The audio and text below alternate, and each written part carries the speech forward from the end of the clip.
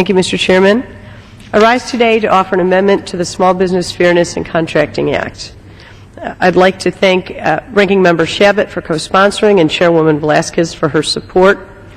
This amendment would increase the federal government's small business contracting goal from 23 to 30%.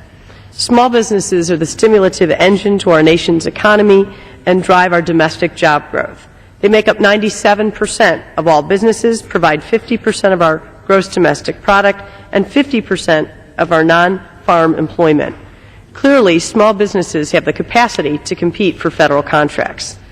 The government's small business prime contract goal has not been increased since 1997.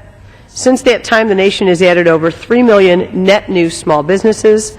At the same time, the federal marketplace has doubled and now accounts for over $400 billion in goods and services. My amendment reflects that new reality, that the number and capabilities of small businesses have grown to such an extent that an adjustment to our national goal is in the best interests of our country. The increase would also address the discouraging development that after some early successes in achieving the contracting goal, federal agencies have become complacent in their efforts to provide opportunities to small business. Over the last 5 years, they've begun to use contract bundling and contract streamlining practices which reduced opportunities for competition.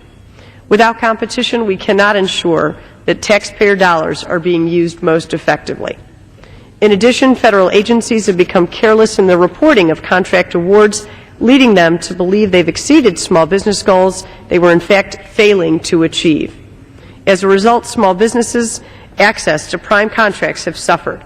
In 2005, the federal marketplace rose by 7%, but prime small business contracts only rose by 2%.